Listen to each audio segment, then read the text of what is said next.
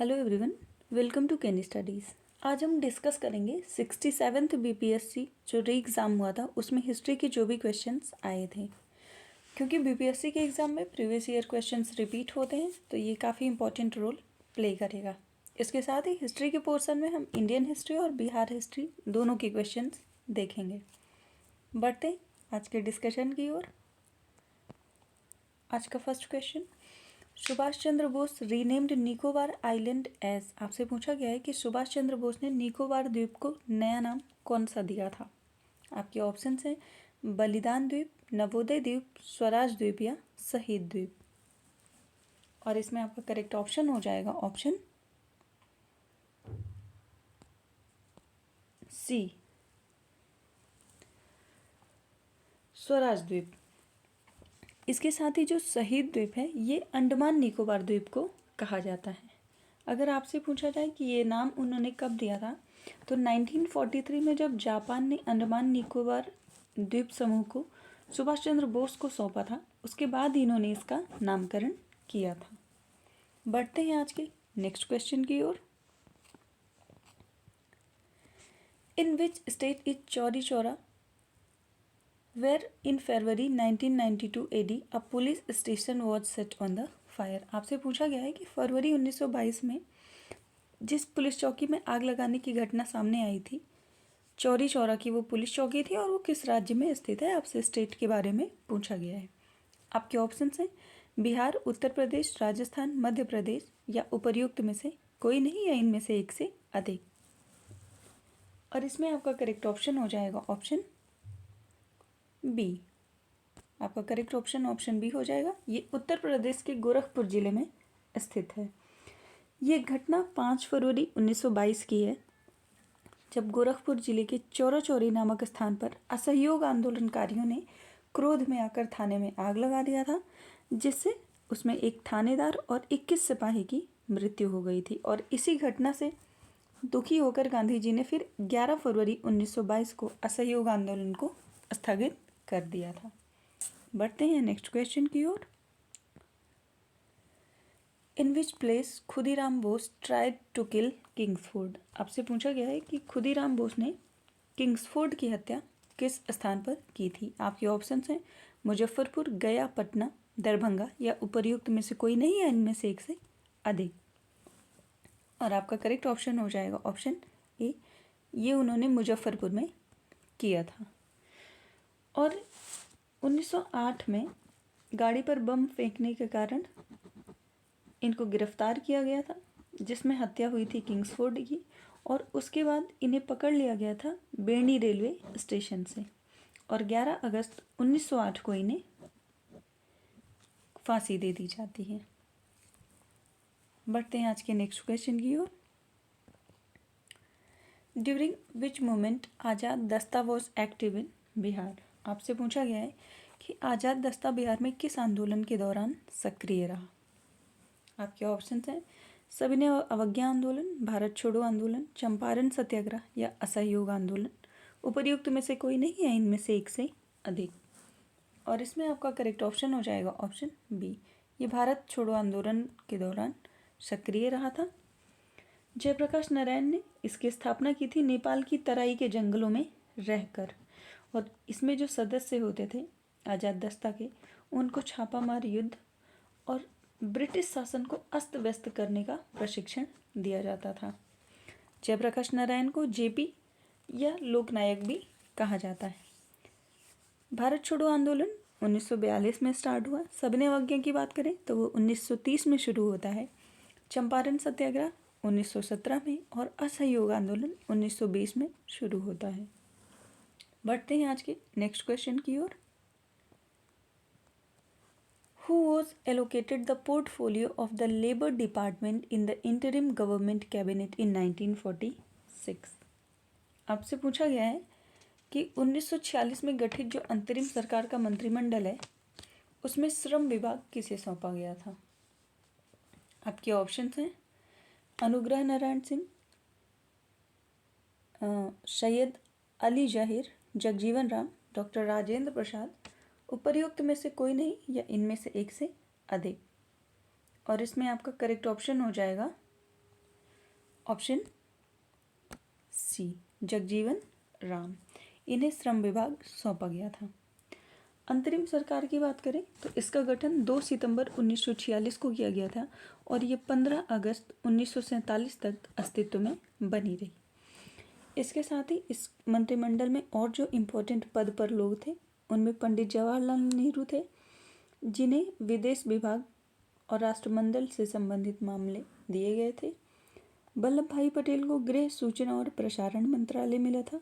बलदेव सिंह को रक्षा मंत्रालय, सी राजगोपालाचारी को शिक्षा विभाग, राजेंद्र प्रसाद को खाद्य एवं कृषि विभाग, आशफ अली को रेलवे, जगजीवन राम का अभी आपने देखा श्रम विभाग, लियाकत अली को वित्त विभाग और टी चुंदरीगर को वाणिज्य विभाग। स्वास्थ्य विभाग था गंजाफर अली खान को और विधि विभाग के मंत्री थे जोगेंद्र नाथ मंडल। बढ़ते हैं नेक्स्ट क्वेश्चन की ओर। In 1942 AD, on the occasion of which festival Jayaprakash Narayan escaped from Hazaribagh jail. आपसे पूछा गया है कि किस त्यौहार के अवसर पर जयप्रकाश नारायण हजारीबाग जेल से निकलकर भागे थे। आपके ऑप्शंस हैं दशहरा, दीपावली, बैसाखी, होली। उपर्युक्त में से कोई नहीं या इनमें से एक से अधिक। और इसमें आपका करेक्ट ऑप्शन हो जाएगा ऑप्शन बी, ये दिवाली का त्यौहार था। नवंबर में 1942 नवंबर में दीपावली के दिन जब गार्ड्स त्यौहार की वजह से छुट्टी पर थे तब ये हजारीबाग जेल से निकलकर भागे थे। बढ़ते हैं नेक्स्ट क्वेश्चन की ओर। Doctor Rajendra Prasad was elected the chairman of the constituent assembly in. आपसे पूछा गया है कि डॉक्टर राजेंद्र प्रसाद को संविधान सभा का सभापति कब चुना गया है। आपके ऑप्शन हैं नवंबर 1946, दिसंबर 1946, सितंबर 1946 या अक्टूबर 1946। ऑप्शन ई उपर्युक्त में से कोई नहीं या इनमें से एक से अधिक। और इसमें आपका करेक्ट ऑप्शन हो जाएगा ऑप्शन बी, दिसंबर 1946। संविधान सभा की जब पहली बैठक हुई 9 दिसंबर को तो उसमें संविधान सभा के अस्थायी अध्यक्ष चुने गए थे सच्चिदानंद सिन्हा। और फिर दूसरी बैठक जब 11 दिसंबर को होती है तो उसमें डॉक्टर राजेंद्र प्रसाद को अस्थायी अध्यक्ष के रूप में चुना जाता है। बढ़ते हैं नेक्स्ट क्वेश्चन की ओर। Who is known as frontier Gandhi. आपसे पूछा गया है कि सीमांत गांधी के नाम से कौन जाना जाता है। आपके ऑप्शन हैं अबुल कलाम आज़ाद, अब्दुल गफ्फार खान, मोहम्मद अली जिन्ना या शौकत अली। उपर्युक्त में से कोई नहीं या इनमें से एक से अधिक। और इसमें आपका करेक्ट ऑप्शन हो जाएगा ऑप्शन बी, खान अब्दुल गफ्फार खान। और खान अब्दुल गफ्फार खान को कहा जाता है सीमांत गांधी या इंग्लिश में इन्हें फ्रंटियर गांधी भी कहा जाता है। इसके साथ ही ऑप्शन में है अबुल कलाम आज़ाद। आमतौर पर इनको मौलाना आज़ाद कहा जाता है और ये कांग्रेस का जो सेशन होता था उसकी अध्यक्षता करने वाले सबसे युवा अध्यक्ष रहे हैं। इसके साथ ही ऑप्शन में मोहम्मद अली जिन्ना भी हैं, तो इनका उपनाम रहा है कायदे आजम, जो दिया गया था महात्मा गांधी के द्वारा। इसके साथ ही शौकत अली का जिक्र है, तो शौकत अली और मोहम्मद अली ये काफ़ी चर्चा में रहे खिलाफत आंदोलन 1919 के दौरान, उसमें इन दोनों ने काफ़ी महत्वपूर्ण भूमिका निभाई थी। बढ़ते हैं नेक्स्ट क्वेश्चन की ओर। फिर वो झांसी की रानी लक्ष्मीबाई डाइड। आपसे पूछा गया है कि जो झांसी की रानी लक्ष्मीबाई हैं उनकी मृत्यु कहाँ पर हुई है। आपके ऑप्शंस हैं ग्वालियर, झांसी, लखनऊ या कानपुर। और इसमें आपका करेक्ट ऑप्शन हो जाएगा ऑप्शन ए, इनकी मृत्यु हुई है ग्वालियर में। इनके जन्म की बात करें तो इनका जन्म 1828 को बनारस में हुआ है, बनारस यूपी में है। और इनकी डेथ हुई है 18 जून 1858 को ग्वालियर में। इनके हस्बैंड का नाम था गंगाधर राव और इनके बचपन का नाम ये काफ़ी चर्चा में रहता है, कभी कभी पूछ भी लिया जाता है, तो आप ध्यान रखेंगे कि रानी लक्ष्मीबाई की बचपन का नाम मणिकर्णिका है। इसके साथ ही 1857 के विद्रोह में रानी लक्ष्मीबाई ने झांसी से इस क्रांति का नेतृत्व किया था और इस क्रांति को दबाया था हीरोज ने। बढ़ते हैं आज के नेक्स्ट क्वेश्चन की ओर। Who had said about Bengal partition? The partition announcement fell like a bomb shell. आपसे पूछा गया है कि किसने ये कहा है कि बंगाल विभाजन के विषय में किसने ये कहा है कि विभाजन हमारे ऊपर बम की तरह गिरा। आपके ऑप्शंस हैं विपिन चंद्र पाल, चित्तरंजन दास, सुरेंद्रनाथ बनर्जी, गोपाल कृष्ण गोखले या उपर्युक्त में से कोई नहीं या इनमें से एक से अधिक।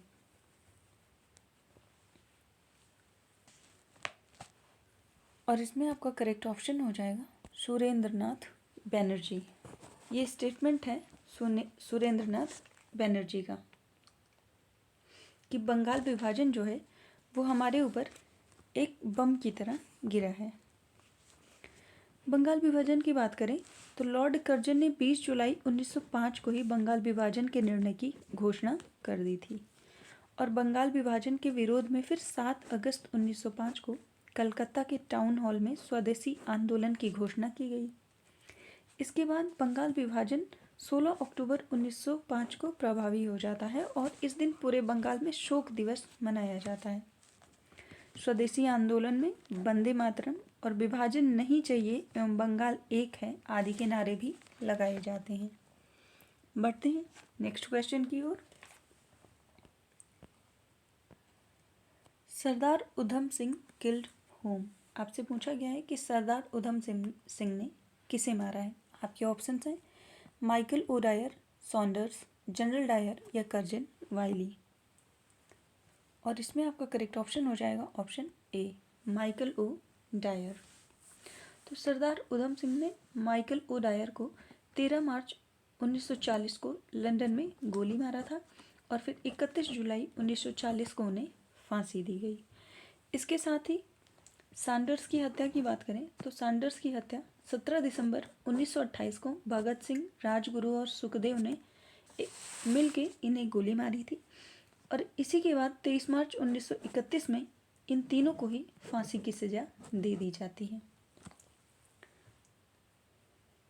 कर्जन वाइली की बात करें तो कर्जन वाइली की हत्या मदन लाल धींगरा करते हैं जुलाई 1909 में और फिर 16 अगस्त 1909 को इनको इस हत्या के लिए फांसी की सजा दे दी जाती है। बढ़ते हैं आज के नेक्स्ट क्वेश्चन की ओर। Who successfully led the Bardoli satyagraha. आपसे पूछा गया है कि बारदोली सत्याग्रह को कौन नेतृत्व प्रदान किया। आपके ऑप्शंस हैं जेवी कृपलानी, जवाहरलाल नेहरू, वल्लभ भाई पटेल या मोतीलाल नेहरू। उपर्युक्त में से कोई नहीं या उपर्युक्त में से एक से अधिक। और इसमें आपका करेक्ट ऑप्शन हो जाएगा ऑप्शन सी वल्लभ भाई पटेल। बारदोली सत्याग्रह की बात करें तो ये जून 1928 में गुजरात में हुआ एक किसान आंदोलन है और उस समय जो प्रांतीय सरकार थी उसने किसानों के लगान में 22% तक की वृद्धि कर दी थी। इसी वृद्धि का विरोध कर रही थी वहाँ का किसान समुदाय और पटेल जी।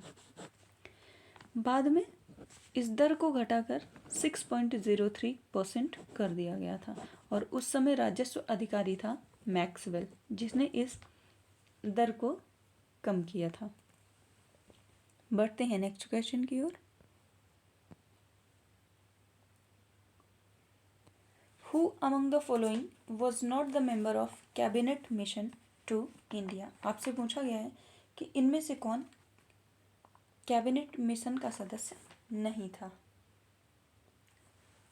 और आपके ऑप्शंस हैं A B. Alexander, lord Pethick Lawrence, sir Stafford Cripps या रैमजे मैकडोनल्ड। उपर्युक्त में से कोई नहीं या उपर्युक्त में से एक से अधिक। और इसमें आपका करेक्ट ऑप्शन हो जाएगा ऑप्शन डी रैमजे मैकडोनल्ड इसमें शामिल नहीं थे। कैबिनेट मिशन की बात करें तो क्लेमेंट एटली ने 15 फरवरी 1946 को भारतीय संविधान सभा की स्थापना और तत्कालीन ज्वलंत समस्याओं पर भारतीयों से विचार विमर्श करने के लिए कैबिनेट मिशन को भारत भेजने की घोषणा की थी। और फिर ये कैबिनेट मिशन 24 मार्च 1946 को दिल्ली पहुंचता है। और इस मंडल में 3 सदस्य होते हैं, स्टैफोर्ड क्रिप्स होते हैं, पैथिक लॉरेंस और एवी अलेक्जेंडर, जिसमें अध्यक्ष होते हैं स्टैफोर्ड क्रिप्स। रैमजे मैकडोनल्ड की अध्यक्षता में 1901 में अकाल आयोग की स्थापना हुई थी और उस समय वायसराय कर्जन थे। बढ़ते हैं नेक्स्ट क्वेश्चन की ओर। In which year the famous Gandhi Irwin pact took place. आपसे पूछा गया है कि गांधी इरविन समझौता किस वर्ष हुआ है। आपके ऑप्शंस हैं 1931, 1932, 1929 या 1930। उपर्युक्त में से कोई नहीं या उपर्युक्त में से एक से अधिक। और इसमें आपका करेक्ट ऑप्शन हो जाएगा ऑप्शन ए 1931। गांधी इरविन समझौता 4 मार्च 1931 को होता है। इसमें महात्मा गांधी और वायसराय इरविन के मध्य समझौता होता है और सविनय अवज्ञा आंदोलन को स्थगित करने की घोषणा गांधी जी करते हैं। इसके साथ ही 1931 में ही द्वितीय गोलमेज सम्मेलन भी होता है, जिसमें गांधी जी भाग लेते हैं। 1929 की बात करें तो 1929 में जो इवेंट काफ़ी मशहूर है वो है लाहौर का षड्यंत्र केस, जिसमें भगत सिंह और बटुकेश्वर दत्त ने ब्रिटिश असेंबली में बम फेंका था। 1930 की बात करें तो 1930 में नमक सत्याग्रह सविनय अवज्ञा आंदोलन स्टार्ट होता है। नमक सत्याग्रह में महात्मा गांधी के द्वारा साबरमती आश्रम से दांडी जाकर नमक बनाकर नमक कानून का उल्लंघन किया गया था। यह यात्रा उन्होंने 12 मार्च को स्टार्ट की थी और पहुंचते हैं दांडी 5 अप्रैल 1930 को। बढ़ते हैं आज के नेक्स्ट क्वेश्चन की ओर। In which session Indian National Congress passed complete independence resolution. आपसे पूछा गया है कि भारतीय राष्ट्रीय कांग्रेस के किस सत्र में पूर्ण स्वाधीनता का प्रस्ताव पारित किया गया था। और इसमें आपके ऑप्शंस हैं 1929 का लाहौर अधिवेशन, 1931 का कराची अधिवेशन, 1920 का नागपुर अधिवेशन या 1924 का बेलगाम अधिवेशन। और इसमें आपका करेक्ट ऑप्शन हो जाएगा ऑप्शन ए 1929 का लाहौर अधिवेशन। इसकी अध्यक्षता करते हैं जवाहरलाल नेहरू। 1931 के कराची अधिवेशन की अध्यक्षता पटेल जी करते हैं।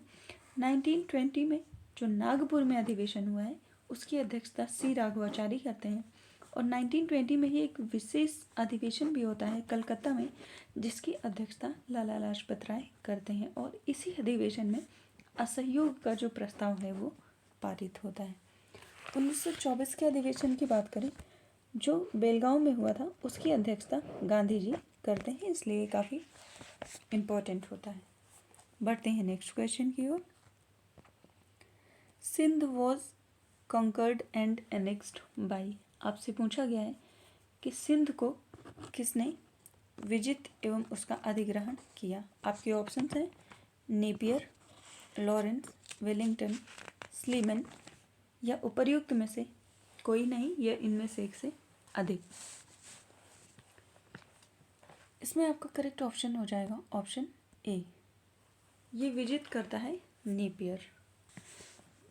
एलिनबरो के समय में सिंध के माध्यम से जो अंग्रेज थे वो अफ़गानिस्तान पर कब्जा करना चाहते थे ताकि वो रूसी जो प्रभाव है उससे भारत को बचा सकें।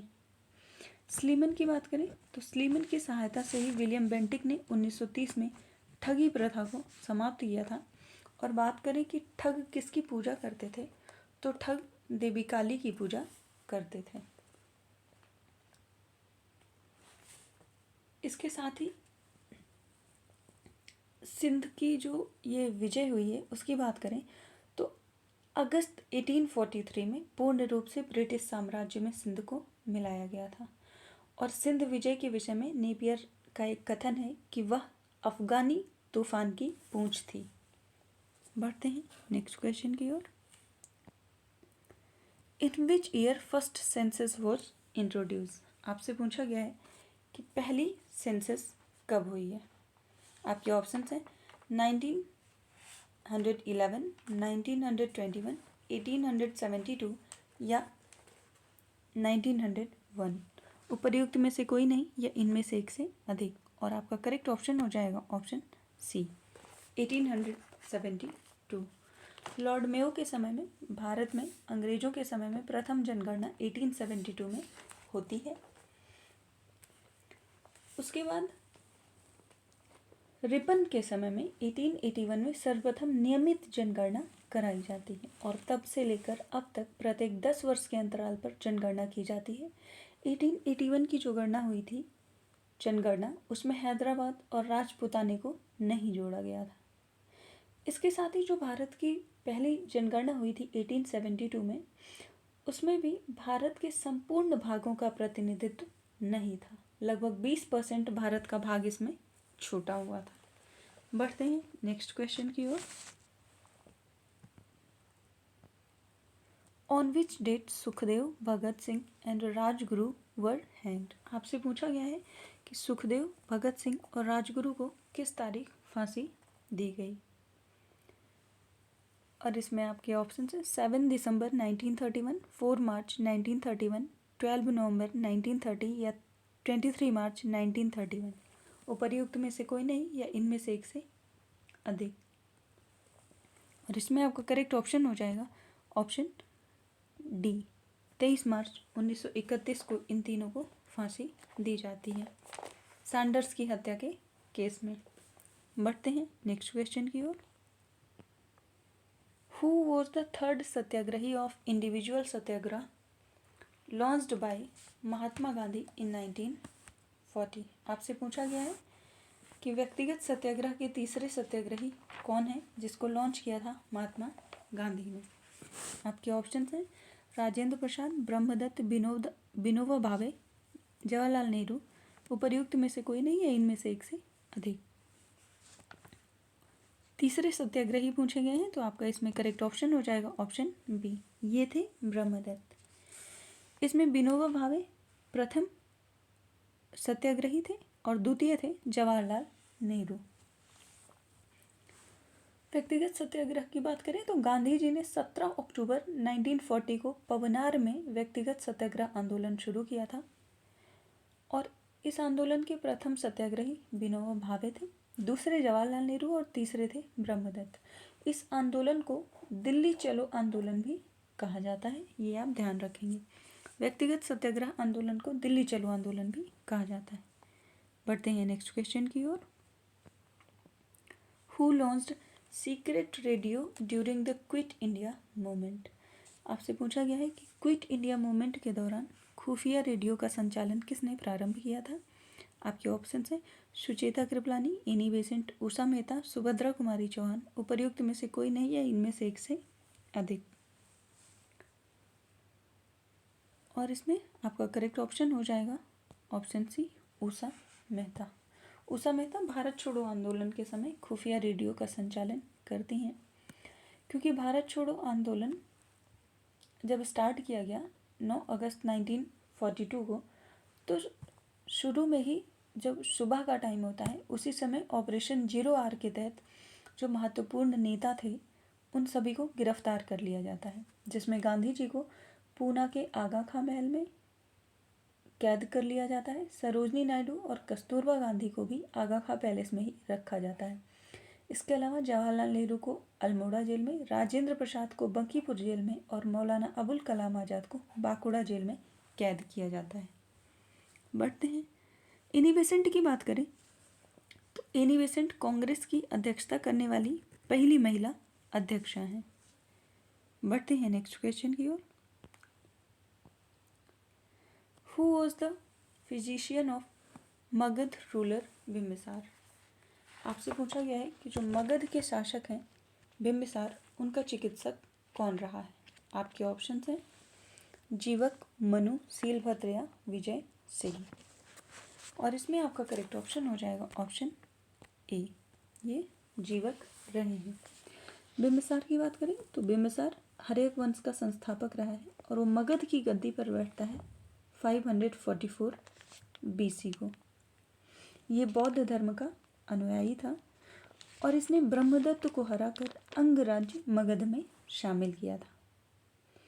बिंबिसार ने राजगृह का निर्माण किया और फिर इसी शहर को अपनी राजधानी बनाई, जिसको आज राजगीर भी कहा जाता है।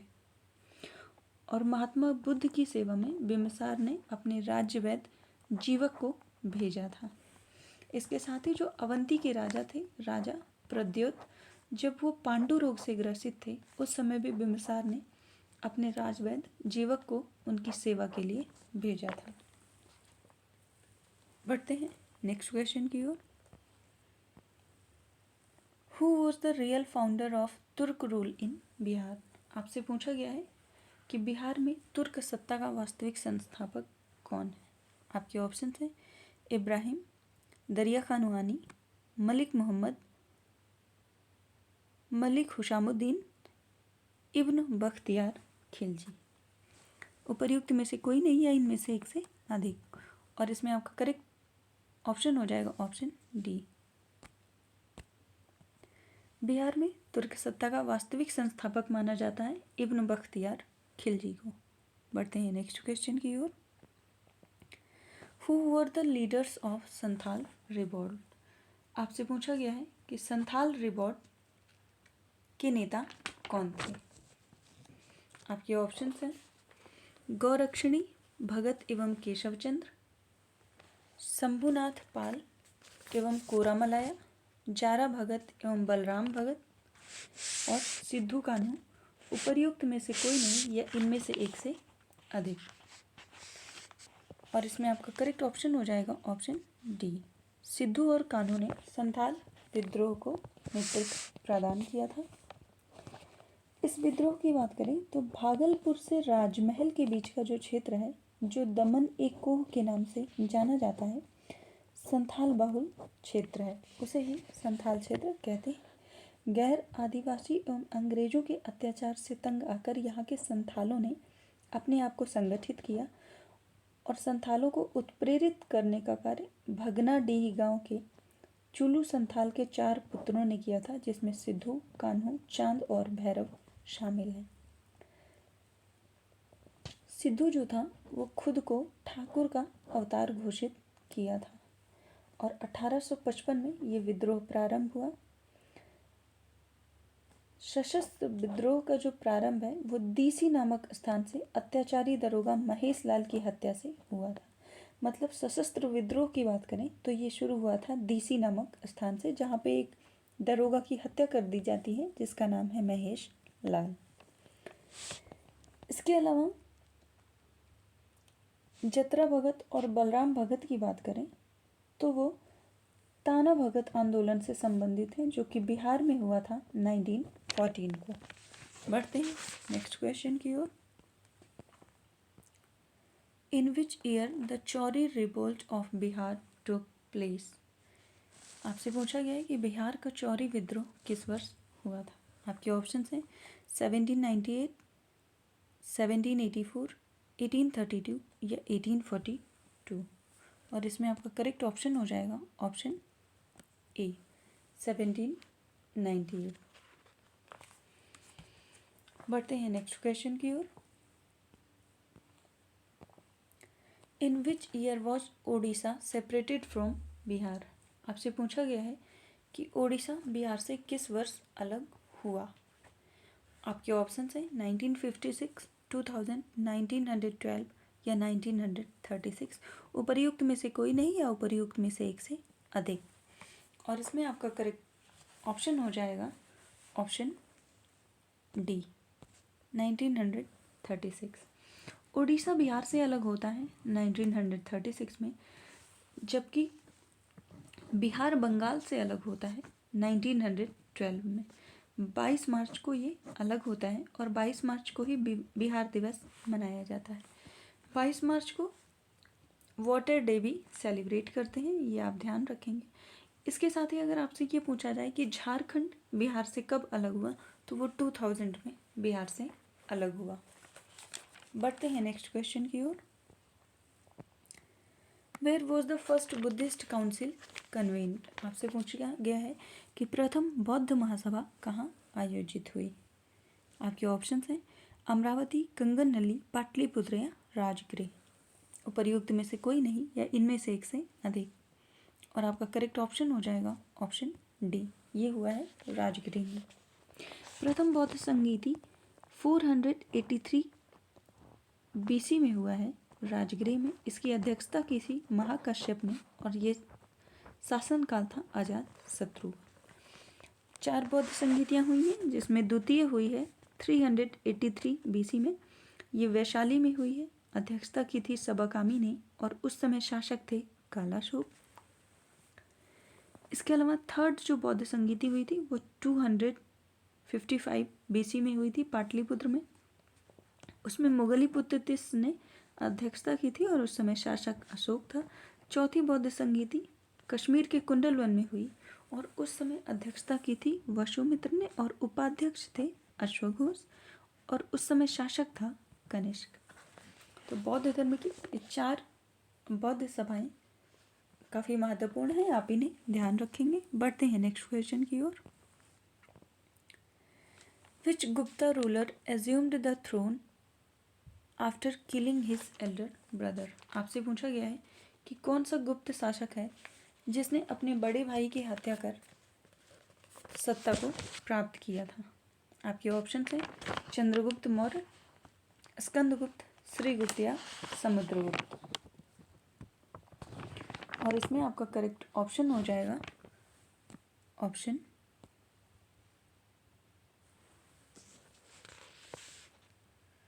माफ़ कीजिएगा, चंद्रगुप्त मौर्य की जगह यहाँ चंद्रगुप्त द्वितीय होगा, ये रॉन्ग है। यहाँ पे आप चंद्रगुप्त 2 कर लीजिएगा। चंद्रगुप्त द्वितीय ने अपने भाई की हत्या करके सत्ता प्राप्त किया था। उसके बड़े भाई का नाम था रामगुप्त। और गुप्त वंश के संस्थापक की बात करें तो गुप्त वंश के संस्थापक रहे हैं समुद्रगुप्त, समुद्रगुप्त नहीं, गुप्त वंश के संस्थापक रहे हैं श्रीगुप्त और चंद्रगुप्त द्वितीय के फादर रहे हैं समुद्रगुप्त। ये आप ध्यान रखेंगे। बढ़ते हैं नेक्स्ट क्वेश्चन की ओर। Who led the foundation of Vardhana dynasty? आपसे पूछा गया है कि वर्धन डायनेस्टी की संस्थापक कौन है? आपके ऑप्शन हैं आदित्य वर्धन, प्रभाकर वर्धन, पुष्यभूति वर्धन, राजवर्धन या उपर्युक्त में से कोई नहीं या इनमें से एक से अधिक। और इसमें आपका करेक्ट ऑप्शन हो जाएगा पुष्यभूति। ये वर्धन वंश का संस्थापक रहा है, इसीलिए इस वंश को पुष्यभूति वंश भी कहा जाता है। इनकी राजधानी थानेश्वर रही है। और गुप्त वंश का जब पतन हुआ तो बहुत सारे नए राजवंशों का उदय हुआ था, जैसे मैत्रक, मौखरी, पुष्यभूति, परवर्ती गुप्त और Gaur.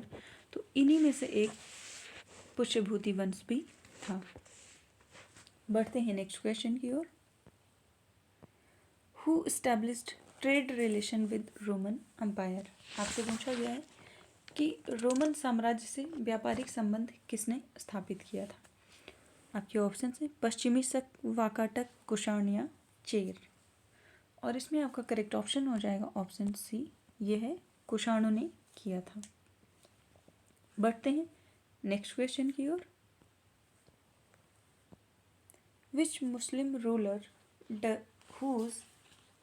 the Muslim ruler whose empire was regarded as a part of दारुल इस्लाम?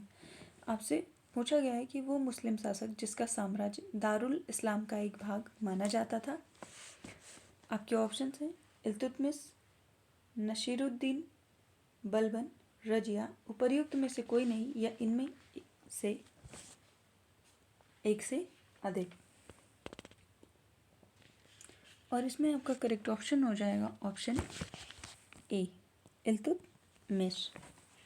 रजिया की बात करें तो रजिया प्रथम मुस्लिम महिला शासिका है जिसने शासन की बागडोर संभाली। नसीरुद्दीन महमूद की बात करें तो ये ऐसा शासक था जो खुद टोपी सीकर अपना जीवन का निर्वाह करता था। और बलबन ने अपनी पुत्री का विवाह भी नसीरुद्दीन महमूद से किया था। बलबन की बात करें तो बलबन का नाम था बहाउद्दीन और ये इल्तुतमिश का गुलाम था। तुर्कान चेलगानी जो इल्तुतमिश ने शुरू किया था उसको खत्म बलबन ही करता है, और बलबन 1266 में ये गियासुद्दीन बलबन के नाम से दिल्ली की गद्दी पर बैठता है। इसके साथ ही इल्तुतमिश की बात करें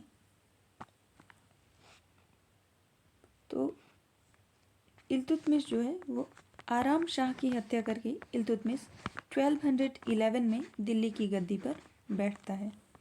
आराम शाह ऐबक का उत्तराधिकारी था और वो सिर्फ 8 महीनों तक शासन कर सका था। इल्तुतमिश के बारे में बात करें तो वो तुर्किस्तान का इलवारी तुर्क था जो ऐबक का गुलाम और दामाद भी था, और ऐबक की जब मृत्यु हुई उस समय इल्तुतमिश बदायूं का गवर्नर था। बाद में इल्तुतमिश ने अपनी राजधानी लाहौर से स्थानांतरित करके दिल्ली भी बनाया था। बढ़ते हैं नेक्स्ट क्वेश्चन की ओर। Who among the following opposed the power of खलीफा। आपसे पूछा गया है कि किसने खलीफा की शक्ति का विरोध किया था। आपके ऑप्शन है मोहम्मद बिन तुगलक, बलबन, इल्तुतमिश या अलाउद्दीन खिलजी। उपर्युक्त में से कोई नहीं है इनमें से एक से अधिक। इसमें आपका ऑप्शन हो जाएगा करेक्ट ऑप्शन ई, उपर्युक्त में से कोई नहीं है इनमें से एक से अधिक। बढ़ते हैं नेक्स्ट क्वेश्चन की ओर।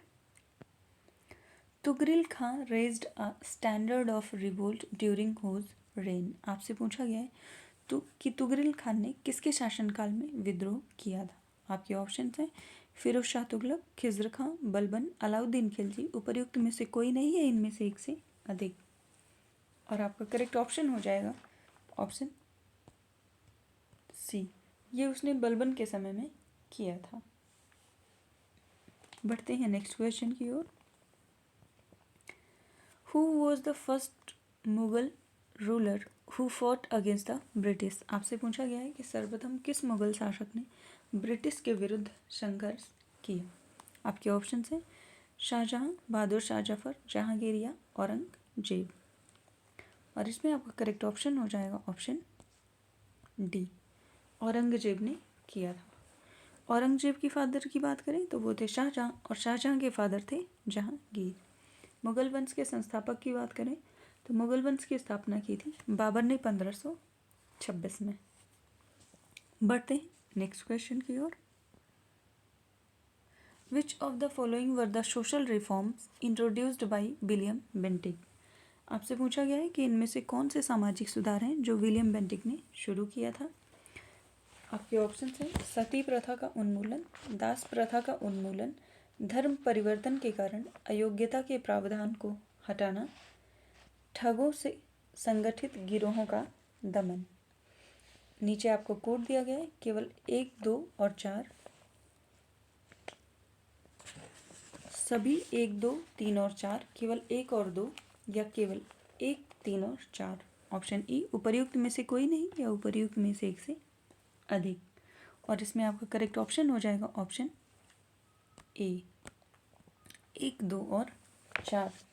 सती प्रथा की बात करें तो ये विलियम बेंटिक ने 1829 में पूर्ण रूप से इस पर प्रतिबंध लगाया था। और दास प्रथा की प्रतिबंध की बात करें तो ये पूर्ण रूप से इसको प्रतिबंधित किया गया था 1843 में, पर इसके सुधार का कार्य शुरू विलियम बेंटिक के समय में ही हो जाता है। ठगों के गिरोहों को संगठित करने के दमन की बात करें तो ये भी विलियम बेंटिक के समय में शुरू हो जाता है और आगे चल के स्लीमन के सहयोग से इसको खत्म किया जाता है। तो ये थे 67th बीपीएससी री एग्ज़ाम में आई हुई हिस्ट्री के इंपॉर्टेंट क्वेश्चंस। इसको आप अच्छे से रिवाइज कर लेंगे क्योंकि हिस्ट्री के क्वेश्चंस में रिपीटिशन कई बार देखा गया है और ये काफ़ी इंपॉर्टेंट रोल प्ले करेंगे। आज के लिए इतना ही, धन्यवाद।